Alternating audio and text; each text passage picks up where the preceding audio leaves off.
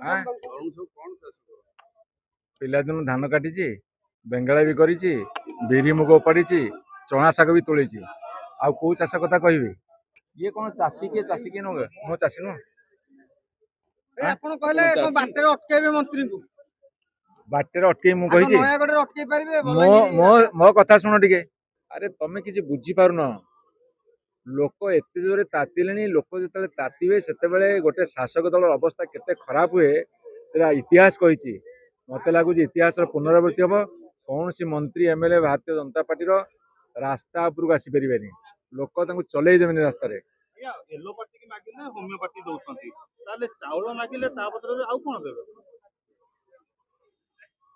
ଏମାନଙ୍କର ଚାଉଳ ଉଠଉନାହାନ୍ତି, ଧାନ ଉଠଉନାହାନ୍ତି, ଚାଷୀକୁ ବିଦ୍ରୁପ କରୁଛନ୍ତି ଏବଂ ଚାଷୀ କୂଳକୁ ତଳିତଳାନ୍ତ କରିଦେଲେଣି। ତାର ପରିଣାମ ଏମାନେ ଭୋଗିବେ। ଯେମିତି ଓଡ଼ିଆ ଅସ୍ମିତାର ସଂଜ୍ଞା କହିପାରୁନାହାନ୍ତି, ସେମିତି ଚାଷୀ ଆଉ ଚାଷର ସଂଜ୍ଞା କହିପାରିବେନି। ଇଏ କଣ ଚାଷୀ କିଏ ନୁହେଁ? ମୁଁ ଚାଷୀ ନୁହଁ। ଆପଣ କହିଲେ ବାଟରେ ଅଟକେଇବେ ମନ୍ତ୍ରୀଙ୍କୁ। ବାଟରେ ଅଟକେଇ ମୁଁ କହିଛି? ନୟାଗଡ଼ରେ ଅଟକେଇ ପାରିବେ? ମୋ କଥା ଶୁଣ ଟିକେ। ମୁଁ କହିଲି ଯଦି ଚାଷୀ କୂଳକୁ ଏଇଭଳିଆ ହନ୍ତସନ୍ତ କରିବେ, ଆଉ କିଛି ମାସ ପରେ ଏମାନେ ଘରୁ ବାହାରି ପାରିବେନି। ମନ୍ତ୍ରୀ ଏମଏଲଏ ସାଧାରଣ ଲୋକଙ୍କୁ ବାହାର କରିଦେବେନି। ମୁଁ ସେଇ କଥା କହିଛି। ପିଲାଦିନୁ ଧାନ କାଟିଛି, ବେଙ୍ଗଳା ବି କରିଛି, ବିରି ମୁଗ ଉପାଡ଼ିଛି, ଚଣା ଶାଗ ବି ତୋଳିଛି। ଆଉ କୋଉ ଚାଷ କଥା କହିବି? ଆପଣ ତ ଠନ ଦଉନଥିଲେ, ସେ ଠନ ଦଉଛନ୍ତି। 100 ଟଙ୍କା ଦେଇପାରୁଛନ୍ତି। ସେମାନେ କହିଲେ ଆମେ ପୁରା ପଇସା ଠନ ଦଉଛୁ। ଆମେ କହିଲୁ ତମେ ଲଣ୍ଠନ ଦେଖଉଛ। ଆମେ ଦବୁ ଠନ, ଚାଷୀଙ୍କୁ ଦେଖେଇଦେଲେ ଲଣ୍ଠନ। ଆମେ ଏ କଥା କହୁଛୁ। ଠନ ଦବା ପାର୍ଟି ଲଣ୍ଠନ କାହିଁ ଦେଖେଇଲେ?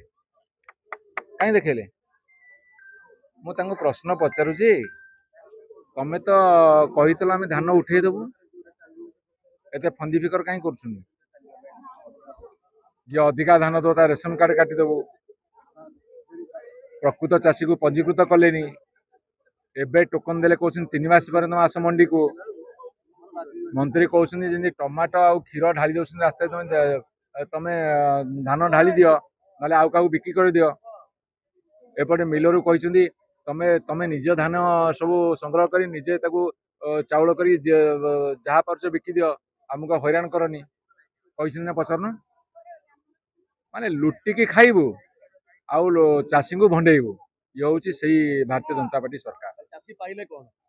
ଚାଷୀ ପାଇଲେ ଦୁଃଖ, ଯନ୍ତ୍ରଣା, ପ୍ରତାରଣା। ଚାଷୀ ପାଇଲେ ଦୁଃଖ, ଯନ୍ତ୍ରଣା, ପ୍ରତାରଣା। ଆଉ ଏମାନେ କହିଲେ ଆମେ ତାକୁ ଠନ ଦେଖେଇ ଦେଲେ ଲଣ୍ଠନ।